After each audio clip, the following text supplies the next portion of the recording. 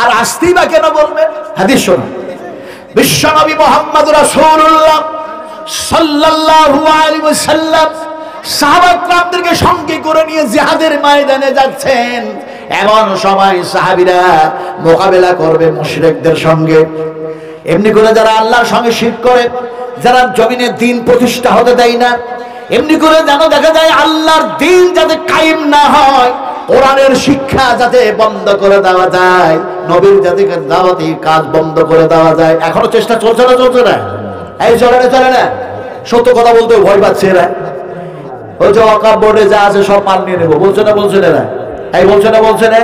ওয়াকফ মানে কি? মসজিদ মাদ্রাসার যে জায়গাগুলি আছে এগুলি তারা নিয়ে নেবে বলছে। আমি সময় পেলে সে কথা আলোচনা করব, কিন্তু খুব তাড়া আছে, খুব তাড়া আছে। আমার ভাইরা, মাদ্রাসাকে আমিও ভালোবাসি আলহামদুলিল্লাহ, যেহেতু আমি মাদ্রাসার একজন সভাপতি, আমি মাদ্রাসার যেন দেখা যায় একজন খাদিম মানুষ। বিশাল এক মাদ্রাসা আমাকে পরিচালিত করতে হয়, কিন্তু এর পরেও মাদ্রাসার প্রতি দয়া দেখাতে গিয়ে আজকে আমার হেভি কষ্ট। কথা বুঝুন কিনি, যদিও গাড়ি আনতে চেয়েছিলাম, হাজি সাহেবকে আমি বারবার বলছিলাম এখানকার যে গাড়ি নিয়ে যেতে গেলে প্রায় দেখা যায় 20,000 টাকা আপ এন্ড ডাউন খরচা হবে। আমি মাদ্রাসা চালাই, এত টাকা আমি গাড়িতে দেবো কেন? তাই নিজের শরীরকে, এই 70 বছরের বুড়ো মানুষটা আপনার কষ্ট করে এখানে এসেছি, কিন্তু এরপরেও খরচা, অনেক খরচা হয়ে যায় আমার। আগামীকালকে যেহেতু আমার মেদিনীপুরে প্রোগ্রাম আছে শুভেন্দু অধিকারীর এলাকায়, ঘাটাল আপনার ঈশ্বরচন্দ্র বিদ্যাসাগরের এলাকায়, যার জন্য আমি খুব তাড়াহুড়ো করে বক্তব্য রাখবো। আপনারা ঠান্ডা মাথাতে বোঝার চেষ্টা করবেন। বিশ্বনবী মুহাম্মদ সাল্লাল্লাহু আলাইহি সাল্লাম সাহাবায়ে কেরামদেরকে নিয়ে জিহাদের ময়দানে যাচ্ছেন, মুশরিকদের সঙ্গে মোকাবেলা হবে। এমন সময় দেখা যায় সাহাবায়ে কেরামরা ইমানি জজবাত নিয়ে যেন বলছেন আল্লাহু আকবার, আল্লাহু আকবার, আল্লাহু আকবার। আল্লাহ সবচেয়ে বড়, আল্লাহ সবচেয়ে মহান, আল্লাহর সপক্ষ জমিনে আকাশে যেন কেউ নাই। বিশ্বনবী সে সময় বললেন, ও আমার সাহাবীরা, তোমাদের জানের উপরে রহম করো, তোমাদের জানের উপরে রহম করো। এত জোরে চিৎকার করে ক্ষমতা শেষ করে দিও না, তাকতটাকে শেষ করে দিও না, ফলে যেন তোমাদের জানের উপরে রহম করো। বিশ্বনবী মুহাম্মদ রাসূলুল্লাহ সাল্লাল্লাহু আলাইহি সাল্লাম যখন বললেন, দেখা যায় তারা যেন তাদের স্লোগানটা একটু যেন নিচু করলেন, একটু যেন আওয়াজটাকে যেন কমালেন, শরীরের প্রতি রহম করতে। এই জন্যই বললেন ইসলাম কায়েম করতে হবে, তাদের সাথে মোকাবেলা করা লাগবে, শক্তি ক্ষমতা শেষ করে দিও না। এখন কথাটা হচ্ছে কেন, জিহাদ শেষ হয়ে গেল, সংক্ষিপ্ত আলোচনা, মুক্তসর আলোচনা। জিহাদ শেষ হয়ে গেল, আসলো যেন দেখা যায় ঈদুল আজহার সময় অথবা ঈদুল ফিতরের সময় আসলো। এবার বিশ্বনবী মুহাম্মদ সাল্লাল্লাহু আলাইহি সাল্লাম যেন ঈদের মাঠে যাচ্ছেন, আর সাহাবা কেরামরাও যাচ্ছেন, মেয়েরাও যাচ্ছে, ছেলেরাও যাচ্ছে। এখন দেখা যায় যেতে গিয়ে এখন তারা যেন মনে মনে আস্তে আস্তে যেন তালবিয়াগুলি পরে রাস্তায় চলে। আল্লাহ নবী বললেন, ও সাহাবীরা, এই সময় তোমরা তালবিয়াটা আল্লাহু আকবার আস্তে আস্তে কেন বলো, একটু জোরে জোরে বলো। এমন সময় কোন একজন সাহাবী বলেন, ইয়া রাসূলুল্লাহ, আপনি বলেছেন জানের উপরে রহম করো। নবী বললেন, সেই দিন ছিল কাফের বেঈমানদের সঙ্গে মোকাবেলার ব্যাপার, আজকে তো মোকাবেলার ব্যাপার নাই। তোমরা ভালো কাজ করো তো তার জন্য উপহার নেওয়ার ব্যাপার আছে। আল্লাহ পাক রাতের বেলায় তোমাদের জন্য বাজেট পাস করেছে, ইনাম দেওয়ার জন্য, প্রাইজ দেওয়ার জন্য, সেই প্রাইজ নেওয়ার জন্য যাচ্ছ, ইনাম নেওয়ার জন্য যাচ্ছ। ফলে যেন জোরে জোরে বলো আল্লাহু আকবার, আল্লাহু আকবার, লা ইলাহা ইল্লাল্লাহু, আল্লাহু আকবার, আল্লাহু আকবার, ওয়ালিল্লাহিল হামদ। সুবহানাল্লাহ বলে আস্তে আর জোরে রাসূলুল্লাহ ডিসিশন দিয়েছেন। তারপরে হলো নাকি, আল্লাহর হাবিব বললেন, ও সাহাবীরা, এমনি করে তোমাদের ডান দিকে বাম দিকে পিছনে নামতে উপরে যত যাবতীয় যা কিছু আছে, পাহাড় পর্বত, আর এমনি করে দেখা যায় বাবলা গাছ, এমনি করে আর যারা আছে সবাই যেন তারা শুনবে তোমাদের এই তালবিয়া, তোমাদের এই যেন শব্দগুলি, আর কিয়ামতের মাঠে যেন এরা তোমাদের পক্ষে সাক্ষী দিয়ে দেবে। ইয়াউমাইদিন তুহাদ্দিসু আখবারাহা। এবার বুঝে এসছে তো? আস্তে আর জোরে বুঝতে পেরেছেন না পারেন নাই? ফলে আমরা আর একটু জোরে বলি, বলুন আলহামদুলিল্লাহ। তারপরে পরে আমাদের নবী, বিশ্ব নবী, রাহমাতুল আলামিন জনাব মুহাম্মদ রাসূলুল্লাহ সাল্লাল্লাহু আলাইহি সাল্লামের প্রতি অসংখ্য অগণিত দরুদ সালাম অবতীর্ণ হয়ে যায়। সকলে আল্লাহুম্মা আমিন।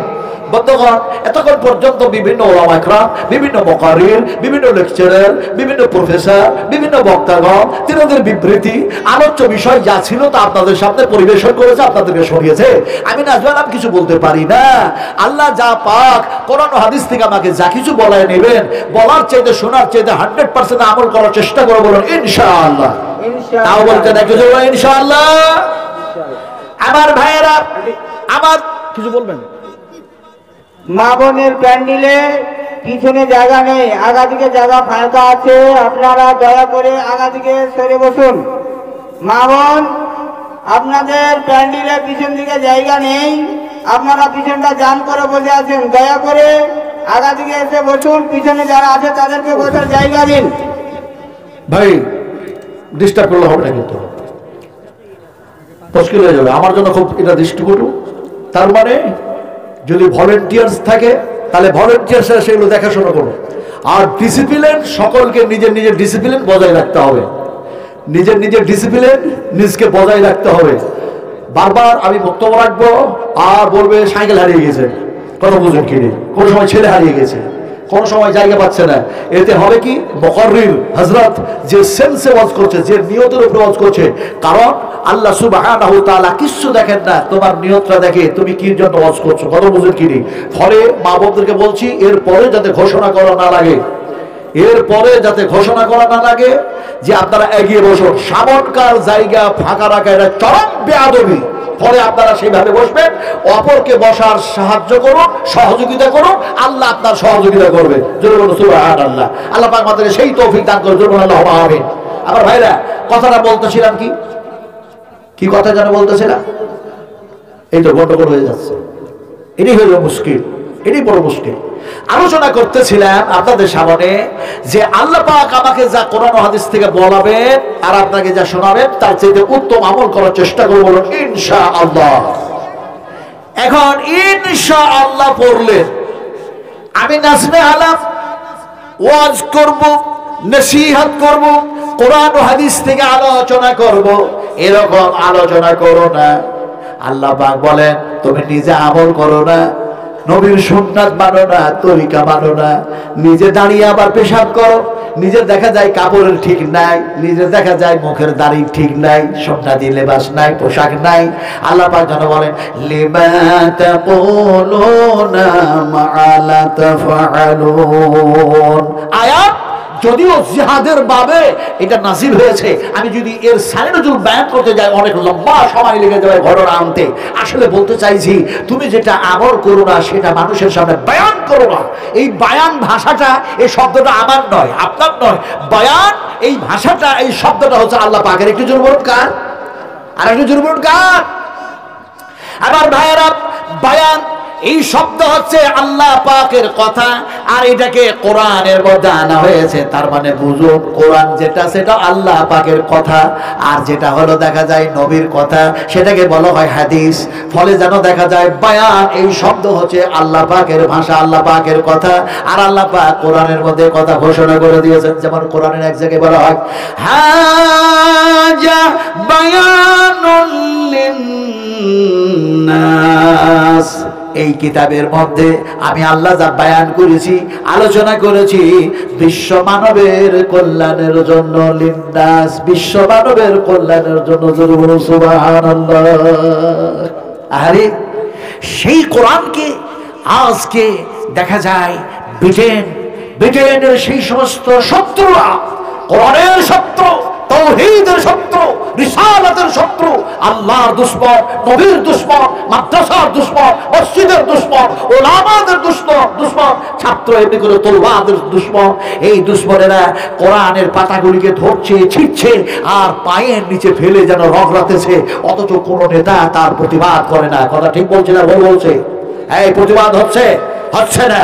শুধু নিজের গদি বাঁচাবার জন্য নেতারা আজকে নানা রকমের টালবাহানার কথা বলে। সত্য আসে প্রতিষ্ঠা হওয়ার জন্য, মিথ্যা আসে মিটে যাওয়ার জন্য। কথা বলতেছিলাম, কোরআনকে পায়ের নিচে রেখে যেন রগড়াতেছে। গোটা পৃথিবীর chief minister, home minister, prime minister নীরব হয়ে বসে আছে, তারা কিচ্ছু বলছে না। আল্লাহ পাক বলছেন শোনো, কোরআন নাজিল করেছি আমি, হেফাজত করবে কে? এই কথা না বললে আমি উল্টা কথা বলবো। হেফাজত করবেন কে? উল্টা ভাষা বুঝেন তো ভাই, উল্টা ভাষা বোঝেন? উল্টা যদি বুঝেন তা উল্টার বিপরীত কি আপনারা বলুন তো। হায় হায়, আজকে কোন জায়গায় আওয়াজ করছি রে? বুঝেই না, বুঝে যে কাজ করা হয়, বুঝে যে কথা বলা হয়, সেটার মধ্যে ভুল হওয়ার সম্ভাবনা কম থাকে। না বুঝে যা বলা হয়, না বুঝে যা করা হয়, সেটা 100% ভুল হওয়ারই সম্ভাবনা থাকে। এখন উল্টা কথা বলবো বললেন, কিন্তু উল্টার বিপরীত কি আর বলতে পারলেন না। উল্টার বিপরীত হচ্ছে সোজা। সোজা বুঝেন তো? এবার সোজা বুঝেন তো? উল্টার বিপরীত সোজা। বিশ্বনবী বুঝাচ্ছেন, শোনো, হাজা সিরাতুন মুস্তাকিম। বিশ্বনবী একটা সিধা ডাক টানলেন, সিধা দানা ডাক টানলেন। অত্যন্ত সেই হাদিস শোনাচ্ছি, বিশ্বাস করুন। কোন রকমের দুর্বল হাদিস নাই, কোন রকমের মওযু নয়, কোন রকমের যায়ীফ হাদিস নাই। আল্লাহর কসম খেয়ে বলি, বিশ্ব নবী যে জায়গায় হাদিস বয়ান করতেন, সেই জায়গায় আল্লাহ পাক যেন এই পা দুটোও রাখালেন, চোখ দুটোতেও যেন দেখালেন। তারপরে রাসূল করিম সাল্লাল্লাহু আলাইহি সাল্লাম যে জান্নাতের টুকরার মধ্যে আরাম করছেন, সেই জান্নাতের মধ্যে আল্লাহ পাক নিয়ে গেলেন। এই তো 3 জুলাই ফিরে আসলাম ভাই। এই 3 জুলাই সেখানে জিদ্দায় জাহাজে চাপলাম, আর 4 জুলাই নামলাম। কথা বুঝুন কিনা? স্বামী স্ত্রী দুজনে গিয়েছিল আল্লাহ পাকের কাছে, বলেছে, আল্লাহ, মানুষকে বলি তোমরা ভালো কাজ করো, ভালো কাজ করো, অথচ আমি নিজে ভালো কাজ করবো না, এটা কেমন কথা? আমল করবো না, এটা কেমন কথা? তা আল্লাহর কাছে আশা ছিল দুইটা। একটা আশা ছিল যে কোরআন হাদিস বলতে বলতে বলতে, আল্লাহ তোমার কথা বলতে বলতে, নবীর কথা বলতে বলতে যদি জেল খাটতে পাওয়া যায়, খুব মজা লাগবে। কথা বুঝেন কিনে? আপনারা কি এরকম নিয়ত করেন নাকি? জেল খাটলে খুব ভালো লাগবে। হযরত ইমাম আহমদ বিন হাম্বল রাহমাতুল্লাহ আলাইহি জেল খেটেছেন। হযরত ইমাম, এমনি করে দেখা যায় ইমাম তাইমিয়া রাহমাতুল্লাহ আলাইহি জেল খেটেছেন। এমনি করে হযরত ইমাম জাহির রাহমাতুল্লাহ আলাইহি জেল খেটেছেন। কোরআন হাদিসের জন্য, দ্বীনের জন্য দেখা যায় শহীদ হয়ে গেছেন। আমার হাতে সময় নাই সেই সব কথা বলার। আগামীতে যদি আল্লাহ পাক আমাকে কবর নিয়ে আসেন, তাহলে ইনশাআল্লাহ সে কথা আলোচনা করব। কথাটা বলতেছিলাম, কাউরি সুন্নাত আদায় হোক চাহে না হোক, কোরআন হাদিস বলতে গিয়ে জেল খাটতে গিয়ে হযরত ইউসুফ আলাইহিস সালাতু ওয়াস সালামের তো সুন্নাত আদায় হয়ে যাবে। সুবহানাল্লাহ। আরো যেমন সুবহানাল্লাহ। কথা বলতেছিলাম, একটা আশা। আর একটা আশা কি ছিল? যে আয় আল্লাহ, যেখান থেকে ইসলাম এসছে, যে জায়গা থেকে কোরআন এসছে, যে জায়গা থেকে তাওহীদ এসছে, সেটার নাম ইরাক নয়, সেটার নাম মিশর নয়, সেটার নাম কায়রো না, সেটার নাম দুবাই না, সেটা হচ্ছে মদিনায়ে মুনাওয়ারা। সুবহানাল্লাহ। বুখারী শরীফের হাদিস বয়ান করতে ভালো করে শোনো। বিশ্বনবী মুহাম্মদ রাসূলুল্লাহ সাল্লাল্লাহু আলাইহি সাল্লাম বলেন, পৃথিবীর মানুষগুলি যখন কোরআন মানবে না, হাদিস মানবে না, আল্লাহ রাসূলের থিওরি অনুযায়ী জীবন চালাবে না, এই ইসলামটা গোটা পৃথিবী থেকে পুছে ধুয়ে আমি মুহাম্মদ সাল্লাল্লাহু আলাইহি সাল্লামের এই মদিনায় জমা হয়ে যাবে।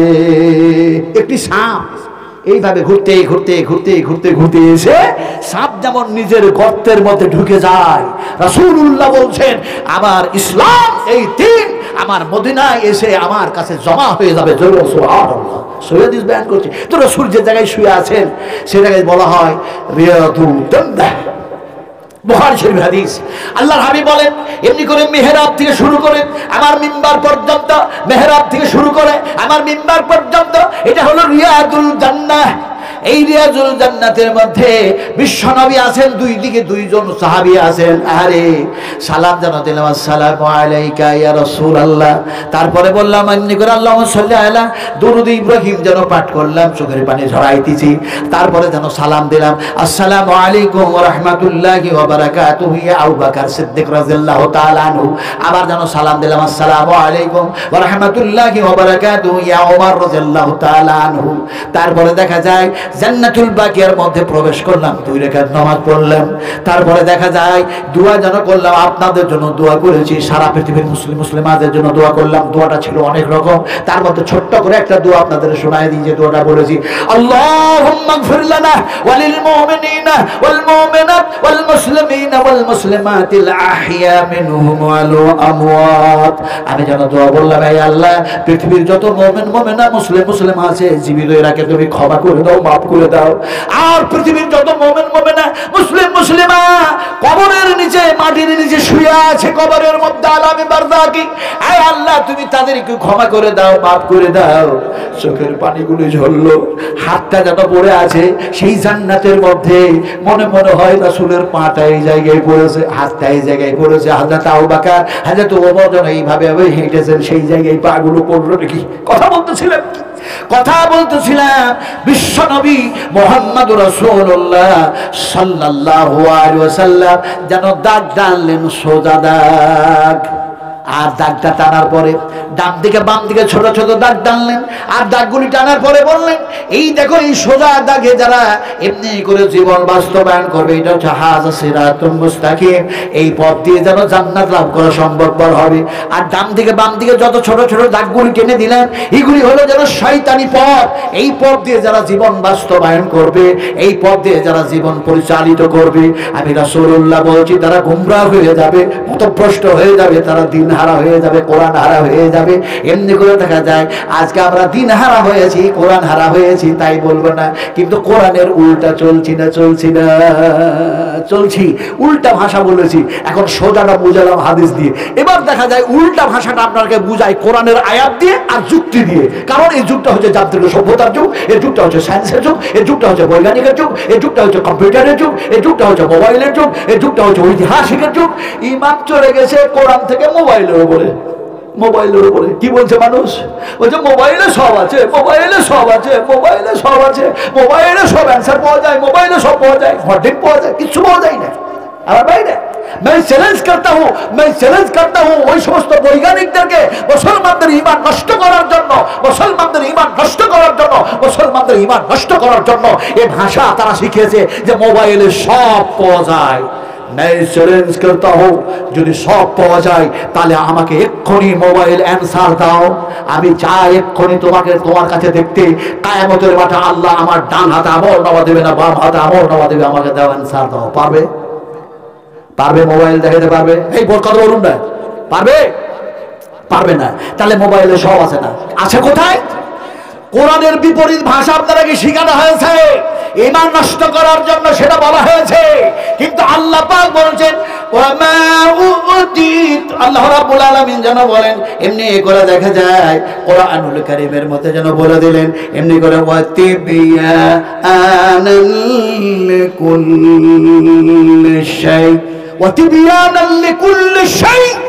এই কোরআনের মধ্যে আমি আল্লাহ সব ঢুকায়া দিয়েছি, সব পাবে। জোর সুবহানাল্লাহ। ফলে আল্লাহর কথা সত্য না বৈজ্ঞানিকদের কথা সত্য? আপনারা কথা বলবেন না। যদি কথা বলেন সাহাবা کرامদের সুন্নাত আদায় হবে। রাসূল আকরাম সাল্লাল্লাহু আলাইহি ওয়াসাল্লাম যখন কথা বলতেন সাহাবীদের সামনে বলতেন ফাহিমতা ফি কালামি, আমি যে কথাগুলি বলছি তোমাদের বুঝে আসছে? সাহাবীরা যদি বুঝতে না পারতেন কথাগুলি আবার রিপিট করা হতো, রাসূল আবার অ্যাপ্লাই করতেন, পুনরায় বুঝাতেন আর বলতেন এবার বুঝে এসছে। সাহাবীরা জবাব দিতেন ইয়া রাসূলুল্লাহ, বুঝেও গেলাম মেনেও নিলাম। ধরে বল সুবহানাল্লাহ। বুঝেও গেলাম মেনেও নিলাম। আমরা কেউ সাহাবী নয় রে ভাই, যারা এখানে আছি আমরা নবীর হলাম উম্মত। যখন আপনাদেরকে আলোচনা করতে গিয়ে জিজ্ঞেস করব আর যখন জবাব দেবেন তখন ওই আসহাবী হাদিস, ওই হাদিসের উপরে আমল করা হয়ে যাবে। একটু জবাব দিন, জবাব চাইছি। কথাটা বলতেছিলাম আপনাদেরকে, এমনি করে দেখা যায় যেন ঈমান চলে গেছে মোবাইলের উপরে, কোরআন ছেড়ে দিয়ে। এখন বুঝাবো আপনাদেরকে যুক্তি দিয়ে যে এমনি করে সোজা জিনিসটা কি, কোরআন দিয়েও বুঝাবো। যুক্তিটা হচ্ছে কি, এই দেখুন এইটা হলো একটা রাস্তা, এটা হলো পথ। এই পথটা দিয়ে একটা 22 চাক্কার গাড়ি অথবা একটা 18 চাক্কার লরি অথবা একটা 12 চাক্কার ট্রাক চলে যাচ্ছে। ট্রাকটাকে ধরে উল্টায় দেন, উল্টা ভাষা বুঝাচ্ছি, উল্টায় দেন। এখন চাকাগুলি উপর দিকে হয়ে গেল, বডিটা উঁচু দিকে হয়ে গেল, ইঞ্জিনটাও উপর দিকে হয়ে গেছে। গোটা পৃথিবীর সমস্ত ড্রাইভারগুলিকে একত্রিত করো আর ড্রাইভারগুলিকে বলো তোমাদের যা এক্সপিরিয়েন্স আছে, যোগ্যতা আছে সব লাগায়া দাও, যে উল্টা গাড়িটাকে একটু চালায়া দেখা। পারবে? হ্যাঁ না একটু জোরে বলুন। পারবে না তো? আল্লাহ পাক বলেন শোনো, যারা এমনি করে কোরআনের উল্টা চলবে, নবীর উল্টা চলবে, আমি আল্লাহর সংবিধানের উল্টা চলবে, কিয়ামতের মাঠে আমি আল্লাহ তোমাদের উল্টায়া দেব। আফামাইয়ামসি মুকিবান আলা ওয়াজহিহি আহাদা আম্মাইয়ামসি সাবিয়ান আলা সিরাতিন মুস্তাকিম। আলা ওয়াজহিহি, আল্লাহ সুবহানাহু ওয়া তাআলা বলছেন যে এমনি করে তোমাদেরকে মুখের উপরে ভর দিয়ে, ঠোঁটের উপরে ভর দিয়ে, চেহারার উপরে ভর দিয়ে তুমি হাঁটায় দিব, তোমাদের চালায় দিব, আর জাহান্নামের মধ্যে নিক্ষেপ করে দেব। উম্মাহাতুল মুমিনিন মা আয়েশা সিদ্দিকা রাদিয়াল্লাহু তাআলা আনহা সেখানে বসে আছেন, প্রেজেন্ট, উপস্থিত। রাসূলকে জিজ্ঞেস করছেন, ইয়া রাসূলুল্লাহ, যে মানুষগুলি সোজা হয়ে চললো, পায়ের উপরে ভর দিয়ে জমিনে চললো, এই মানুষগুলি পাপ করেছে বলে, নবীর উল্টা চলেছে বলে, কোরআনের উল্টা চলেছে বলে, তাওহীদের উল্টা চলেছে বলে, কিয়ামতের মাঠে কি আল্লাহ পাক তারাকে মুখের উপরে ভর দিয়ে হাঁটায়া দেবেন। বিশ্ব নবী বলেন, আয়েশা, এই পাপাচার গুনাহগার, এই পাপিষ্টি মানুষগুলি নবীর উল্টা চলার কারণে আল্লাহ পাক যেন এই ধরনের তাদের সঙ্গে কারবার করবেন, ব্যবহার করবেন, আর তারাকে জাহান্নামের মধ্যে নিক্ষেপ করে দেবেন। সেই সময় মানুষগুলি চিৎকার করে জাহান্নামীরা বলবে, ক্বালু রাব্বানা আমাত্তানা সানাতাইনি ওয়া আহইয়াতানা সানাতাইনি ফাতারাফনা বিজুনুবিনা ফাহাল ইলা খুরুজিম মিন সাবিল। আরে ওরা বলবে, হ্যাঁ আমাদের প্রতিপালক, দুনিয়ার জমিনে সোজা হয়ে চলতে পারিনি, এই আল্লাহ কোরআনের উল্টা চলেছিলাম, মাদ্রাসার দুশ্মনী করেছিলাম, ওলামাদের দুশ্মনী করেছিলাম, কোরআনের শত্রুতা, কোরআনের সাথে শত্রুতা করেছিলাম, এই আল্লাহ আজকে বড়ই ভুল করেছি, পাপ করেছি, অন্যায় করেছি, ফলে এই জাহান্নাম থেকে বাঁচার কোনো পথ আছে? আল্লাহ পাক যারা বলবেন এই জাহান্নাম থেকে বাঁচার কোনো পথ আছে তোমাদের সঙ্গে, তো আমি আল্লাহ সেই ধরনের ওয়াদা করি নাই, ওয়াদা করেছি তোমরা কোরআন মাফিক যদি জীবন চালাও, নবীর থিওরি অনুযায়ী যদি জীবন চালাও, তাহলে জান্নাতের মধ্যে যাবে, কিন্তু এর উল্টাটা যদি চলো তাহলে জাহান্নামে যাবে, এটাই ওয়াদা আছে। ফলে বাঁচার কোনো পথ নাই। ওয়াদা কি আছে? হাজিহি জাহান্নামুল্লাতী কুনতুম তুআদুন, তোমাদের সঙ্গে ওয়াদা আছে জাহান্নামের এখানেই থাকা লাগবে। আপনাদের এবার বুঝাই, আল্লাহ এবং আল্লাহর রসুলের কথাগুলি ভালো না খারাপ? এবার জবাব দিতে পারেন কে? দেখিতে, সত্য কথা বলতে ভয় পাবেন না। কোরআনের আপনারা পক্ষে না কোরআনের বিপক্ষে? ভাই, আমরা কোরআনের প্রতি ঈমান রাখি না? রাখেন না? কারা কারা রাখেন? একটা হাত উঠিয়ে দেখান তো দেখি। কোরআনের আপনারা মিত্র না কোরআনের শত্রু? হাত আর উঁচু করতে হবে, হাত উঁচু করে দেখান। কোরআনের প্রতি যারা বিশ্বাস রাখেন, হাত উঁচু করতে খুব ঠান্ডা লাগছে নাকি ভাই? আরো হাত উঁচু করুন, সিধা করুন, বলি না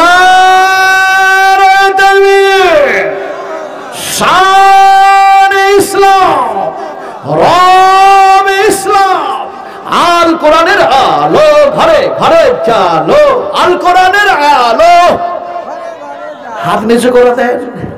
অনেকে মনে করছে হাত উঁচু করলে বেদাত হয়ে যাবে, আর আমি বলছি সুন্নাত আদায় হবে। চ্যালেঞ্জ করতে হো, সুন্নাত আদায় হবে। বলে কেমন করে? বিশ্বনবী মুহাম্মদ রাসূলুল্লাহ সাল্লাল্লাহু আলাইহি ওয়াসাল্লাম তিনি যেন সাহাবায়ে কিরাম থেকে সঙ্গে করে নিয়ে তিনি হজ করার জন্য গেলেন। হজটা হচ্ছে যেন হজ্জাতুল বিদাহ, জীবনের যেন শেষ হজ, জাবালের রহমত, যে জায়গায় নবী যেন খুতবা দিলেন, আল্লাহর কসম খেয়ে বলছে এই পা দুটো সেই পর্যন্ত উঠেছে। সেই জায়গায় গেলাম। ওই পাহাড়ের উপরে উঠতে গিয়ে, জাবালের রহমাতে উঠতে গিয়ে, তার মানে সেই জায়গায় মা যেন হাওয়া আর আদমের যেন দোয়া কবুল হয়েছিল। আর মিলন যে জায়গায় হয়েছিল আরফার মাঠে, সেই জায়গায় যেন একটা মসজিদ কায়েম করা হয়েছে। মসজিদের নাম দেওয়া হয়েছে মসজিদের নাবেরা। মসজিদের নাবেরাই বা কেন হলো? জাবালের রহমতটা নূরের পাহাড়টাই বা কেন হলো? একটা একটা করে যদি আমি তাফসীর করি, তাফসীর ইবনে কাসীর, তাফসীর হুসাইনি, তাফসীর মারফুল কোরআন, তাফসীর মুজমুল কোরআন, তাফসীর হাসানুল বায়ান, তাফসীর দোকান, তাফসীর কাশফ, সমস্ত তাফসীরকারীদের তাফসীরগুলি একত্রিত করে যদি বয়ান করতে যায়, ঘন্টার পর ঘন্টা সময় যাবে, রাত যাবে, দিন যাবে, সপ্তাহ যাবে, মাস যাবে, বছর যাবে, মানুষের আয়ু আর হায়াত সব যেন শেষ হয়ে যাবে, কিয়ামত হয়ে যাবে, তারপর আল্লাহর আলোচনা শেষ হবে না। তারপর বখিল মানুষ বলে না সুবহানাল্লাহ, একটু জোরে সুবহানাল্লাহ, আরো জোরে সুবহানাল্লাহ। সুবহানাল্লাহ বুঝে বললাম না, না বুঝে? হাত তো আবার অনেকে উঠালো না, কে জানি বেদাত হয়ে যাবে কিনা। আমি ওটার দলিল দিচ্ছি। সুবহানাল্লাহ বুঝে বললাম না, না বুঝে? বুঝে। কি রকম বুঝি? সুবহানাল্লাহ সুবহানাল্লাহ সুবহানাল্লাহ সুবহানাল্লাহ, এতটুকু বুঝি। তাসবিহ। আরে ভাই, সুবহানাল্লাহ যতবার বলবেন ততবার যেন কোরআন তেলাওয়াত করা হবে। রাসূল করিম সাল্লাল্লাহু আলাইহি সাল্লাম বলেছেন, তোমরা যখন আল্লাহর সামনে সিজদায় পড়ে যাও, আল্লাহ আর বান্দার মধ্যে কোনো পর্দা থাকে না, ডাইরেক্ট সম্পর্ক হয়ে যায়। আর আল্লাহ কোরআনে বলেছেন, ওয়াসজুদু ওয়াখতারিব, তোমরা আমার সামনে সিজদায় পড়ে যাও আর আমার নিকটবর্তী হয়ে যাও। আমরা সিজদায় পড়ে কি বলি? সুবহানাকা আল্লাহুম্মা রাব্বানা ওয়া বিহামদিকা আল্লাহুম্মা ফিরলি। অনেকেই বলে সুবহানা রাব্বিয়াল আ'লা, সুবহানা রাব্বিয়াল আ'লা, সুবহানা রাব্বিয়াল আযীম। রুকুতে বললাম, সিজদায় বললাম, এখন বললামটা কি বুঝি না। এখন যদি বুঝতাম এরকম, আল্লাহ তুমি হলে সমস্ত সব কিছু আয়ুব থেকে ত্রুটি থেকে তুমি হলে পাক পবিত্র, তুমি আমার মনিব আর আমি তোমার গোলাম, তোমার সামনে সিজদায় পড়ে গিয়েছি, ফলে তুমি আমাকে গুনাহ থেকে পাক করো, পবিত্র করো। এইটা বললাম, আর তার সাথে সাথে আমার সেন্স হয়ে গেছে, তার সাথে সাথে আমার যেন মন মেজাজ মন মস্তিষ্ক সব এরকম হয়ে গিয়েছে। আল্লাহ তুমি এই ভাষা কোরআনের মধ্যে যেন বয়ান করেছো, ফলে কোরআন তোমার পবিত্র, কোরআন তোমার ভাষা যেন পবিত্র, ফলে তোমার বান্দাকে তুমি পবিত্র করো। কোরআনের মধ্যে যেমন এক জায়গায় এসেছে, সুবহানাল্লাযী আসরা বিআবদিহি লাইলাম মিনাল মাসজিদিল হারাম। এবার তো বলবেন, বলুন সুবহানাল্লাহ। আমি সব বুঝতে পারলাম না, ছোট মাথা, আমার অত বুদ্ধি নেই, একটু একটু করে বুঝাই। এখন রাসূলুল্লাহ সাল্লাল্লাহু আলাইহি ওয়াসাল্লাম খুতবা দিচ্ছেন, কোথায় বললাম? এই কোথায়? জবালে রহমত, আরাফার মাঠে। কথা বুঝুন কি? এখন রাসূলুল্লাহ সাল্লাল্লাহু আলাইহি ওয়াসাল্লাম যত কথা বললেন, সাহাবায়ে কেরামেরা সেখানে রয়েছেন, অগণিত সাহাবী। আল্লাহর নবী যেন কথা বলতে বলতে বলতে যত কথা বলেছিলেন, যত ওয়াজ করেছিলেন, যত নসিহত করেছিলেন, যত আলোচনা করেছিলেন, তার মধ্যে আলোচনায় বললেন, হে আমার সাহাবা কেরামেরা, আল্লাহ পাক আমাকে নবুয়ত দান করেছেন, কোরআন দান করেছেন, ফলে যেন দেখা যায় এই দিন, এই ইসলাম আমি তোমাদের কাছে পৌঁছে দিতে পেরেছি না পারি না, একটু সাক্ষী দিয়ে দাও।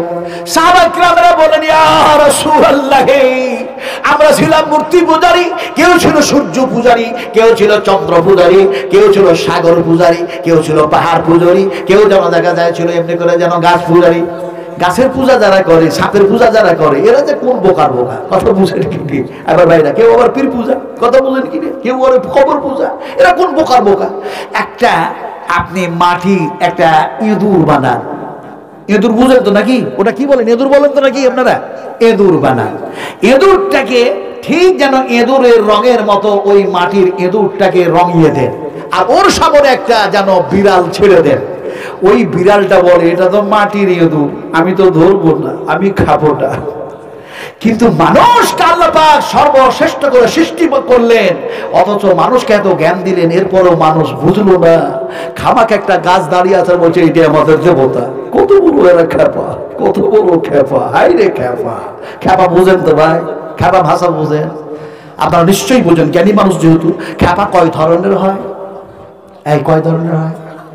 অনেক মেলে মেলে হয় না, না, খেপা হয় দুই ধরনের।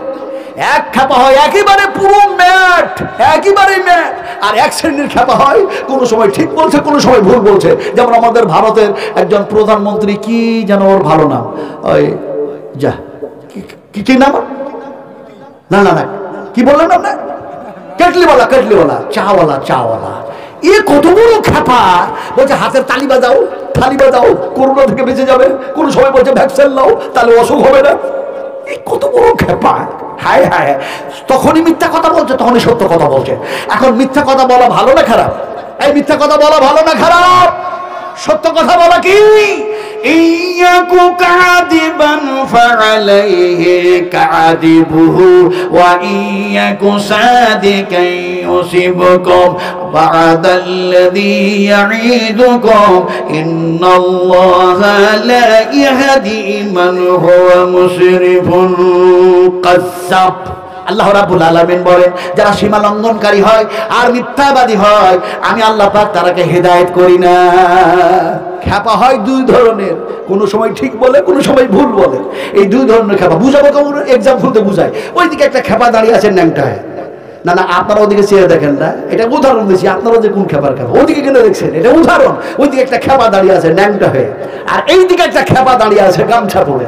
এখন দুই খেপার মধ্যে এক যেন হুজুর, এক মুনি সাহেব, মাথায় টুপি টাপি আর জুব্বা টুব্বা গায়ে দিয়ে চলে যাচ্ছে, পাগড়ি টাগড়ি হয়েছে। তো ন্যাংটা খেপাকে এই গামছা পরা খেপা বলছে, সালাম দে সালাম দে সালাম দে সালাম দে, হুজুর চলে যাচ্ছে, সালাম দে সালাম দে। তো ন্যাংটা খেপা বলছে, আমার পরনে যে কাপড় নেই, আমি কেমন করে সালাম দেবো, তোর পরনে গামছা আছে, তুই সালামটা দে। তো গামছা পরা খেপা, ই কত বড় খেপা, ই নিজের পরনের গামছাটা খুলে দিয়ে ওই ন্যাংটা খেপার দিকে ছুড়ে দিচ্ছে, দে বলছে গামছাটা পর আর তাড়াতাড়ি করে সালাম দে। এখন ও যদি গামছা পরে সালাম দেয় তাও তো হয়, কিন্তু ও যে সেই ধরনের খেপা, এখন ও গামছাটা হাতে ধরে কম্পিটিশন শুরু করেছে। বলছে তুইও ন্যাংটা আমিও ন্যাংটা, তুইও খেপা আমিও খেপা, তুই আগে সালাম দিবি না আমি আগে সালাম দিব। কম্পিটিশন করতে করতেই হুজুর পেরিয়ে চলে গেল, সালাম দেওয়া হলো না, উত্তর পেল না। আল্লাহর পক্ষ থেকে রহমত তাদের কপালে জুটল না। আমার ভাইরা, যারা পাগলামি করেছে তাওহীদের সঙ্গে, যারা পাগলামি করেছে ইসলামের সঙ্গে, যারা পাগলামি করেছে কোরআনের সঙ্গে, আল্লাহর কসম খেয়ে বলি এরা হেদায়েত হবে না, বরং এদের যেন মারখা আল্লাহ মেরে দিয়েছে। খতামাল্লাহু আলা কুলুবিহিম ওয়া আলা সামিহিম ওয়া আলা আবসারিহিম গিশাওয়াতুন ওয়া লাহুম আযাবুন আযীম। এদের জন্য ভয়ঙ্কর আযাব আল্লাহ পাক রেখেছে। আমার ভাইরা, সূরার কোরআন টুকরা এখন না বুঝেই দেখা যায় হাত তুলেছি। যদি কোনো মুফতি সাহেব জিজ্ঞেস করে হাত কেন তুললি, ও শুনতে যে হাত কেন উঁচু করলি, এখন কোনো মুফতি জিজ্ঞেস করলেন না, কোনো আলেম জিজ্ঞেস করলেন না, পৃথিবীর কোনো মানুষ জিজ্ঞেস করলেন না, স্বয়ং যদি আল্লাহ জিজ্ঞেস করেন হাত তুই উঁচু কেন হয়েছিলে, হাত কথা বলবে না বলবে না বলবে না বলবে না। আলিয়াউমা নাকুতিমু আলা আফওয়াহিহিম وتكلمنا أيديهم وتشهد أرجلهم بما كانوا يكسبون। আল্লাহ সুবহানাহু ওয়া তাআলা তিনি যেন কোরআনে ঘোষণা করলেন, হাতকে যদি জিজ্ঞেস করা হয় হাতরে তুই কেন উঁচু হয়েছিলি, হাত যেন বলবে আল্লাহ তুমি আমার স্রষ্টা, তুমি আমার হাত বানিয়েছিলে, তাই জানো আমি তোমার কোরআনের পক্ষে হাত, তোমার গোলামি করার জন্য আমি উঁচু হয়ে গিয়েছিলাম। হাত যেন জবাব দিল। বিশ্বনবী মুহাম্মদ সাল্লাল্লাহু আলাইহি ওয়াসাল্লাম সাহাবা একরামদের কাছ থেকে যখন জানতে চাইলেন, তখন বললেন ইয়া রাসূলুল্লাহ, দিনটা ইসলামটা কোরআনটা আল্লাহ পাক আপনাকে যা দায়িত্ব দিয়েছে সেই দায়িত্ব আপনি আমাদের কাছে পৌঁছে দিয়েছেন।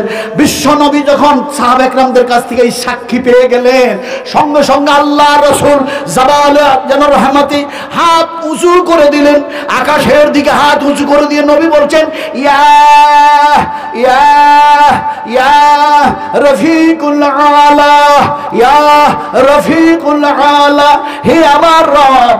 বিশ্ব নবীর যেন মানুষের মধ্যে সর্বশ্রেষ্ঠ যেন দোস্ত ছিল হযরত আবু বকর সিদ্দিক, আর ফেরেশতার মধ্যে যেন রফিক দোস্ত ছিল হযরত জিবরিল আলাইহিস সালাতু সালাম, কিন্তু সবচেয়ে বড় দোস্ত তিনি হলেন আল্লাহ সুবহানাহু ওয়া তাআলা।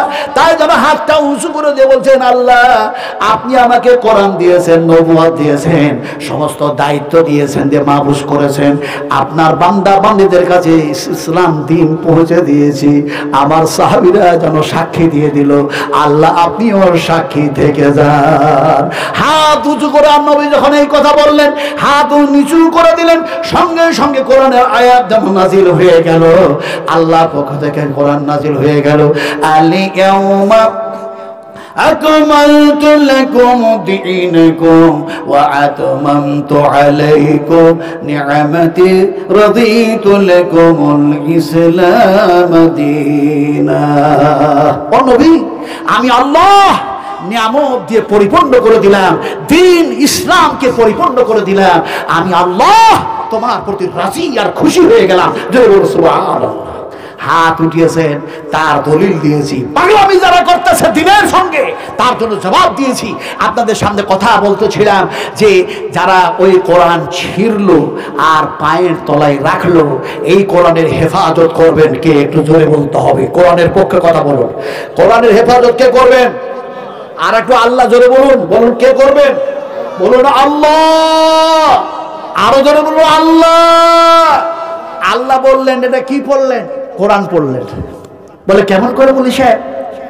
আল্লাহ কোরআনের মধ্যে বলেন, আল্লাহুল্লাযী খালাকাস সামাওয়াতি ওয়াল আরদা ওয়া মা বাইনাহুমা ফি সিত্তাতি আইয়ামিন সুম্মা ইসতাওয়া আলাল আরশ মা লাকুম মিন দুনিহি মিন ওয়ালিয়্যিন ওয়ালা শাফিঈন আফালা তাতাযাক্কারুন। আল্লাহুল্লাযী ওয়া মা বাইনাহুম, আকাশ ও জমিনের মধ্যে যত যাবতীয় যা কিছু আছে, আল্লাহ তুমি তার মালিক, তুমি তার স্রষ্টা। আমাদের স্রষ্টা হচ্ছেন আল্লাহ। ফলে আমি যদি ওয়াজ করতেই থাকি সময় পেরিয়ে যাবে। কথা বলতেছিলাম, এই কথাগুলি শিক্ষা দেওয়া হয় মাদ্রাসায়, এই কথাগুলি শিক্ষা দেওয়া হয় এই ইদারায়।